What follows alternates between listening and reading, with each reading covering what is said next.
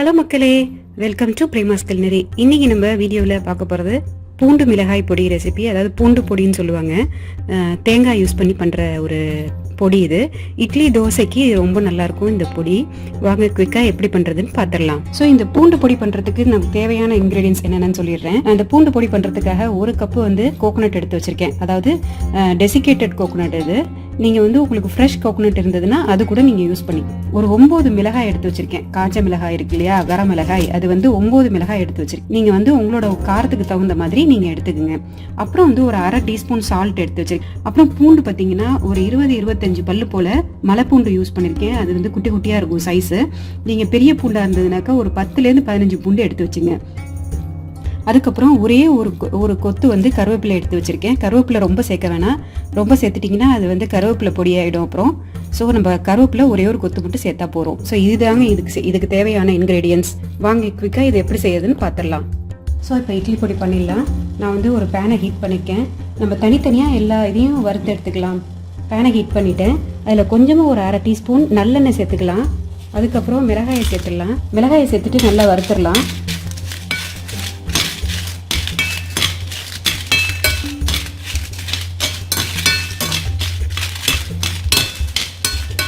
இதில் பார்த்தீங்கன்னா எல்லா இன்க்ரீடியன்ஸையும் தனித்தனியாக தாங்க வறுக்கணும். ஒன்றா போட்டு வறுக்கக்கூடாது. ஃப்ளேமை லோ டு மீடியமாக வச்சு வறுத்துக்கலாம். இல்லைன்னா அது மிளகா பேர்ன் ஆகிடும். மிளகாய் இப்போ வறுபட்டுருச்சு. நம்ம இதை எடுத்துடலாம். பூண்டு சேர்த்து வறுத்துடலாம்.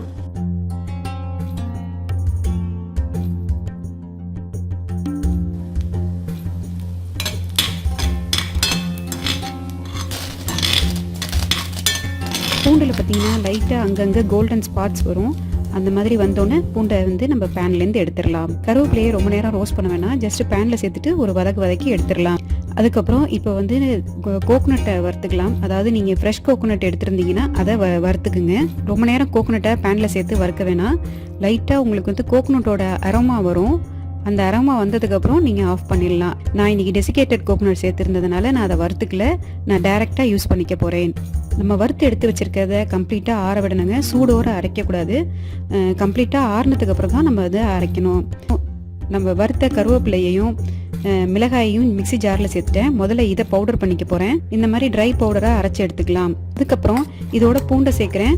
பூண்டு அரைக்கும் போது பார்த்தீங்கன்னா ஒரு பல்ஸ் தான் நம்ம கொடுக்கணும். கண்டினியூஸாக அரைக்கக்கூடாது. கண்டினியூஸாக அரைச்சோம்னா பூண்டில் இருக்கிற தண்ணி இறங்கி பேஸ்ட் மாதிரி ஆகிடும். அதனால் நான் ஒரு 3 பல்ஸ் தான் கொடுக்க போகிறேன். 3 பல்ஸ் கொடுத்தோன்னா நீங்கள் நம்ம மிக்சியை ஆஃப் பண்ணிடலாம்.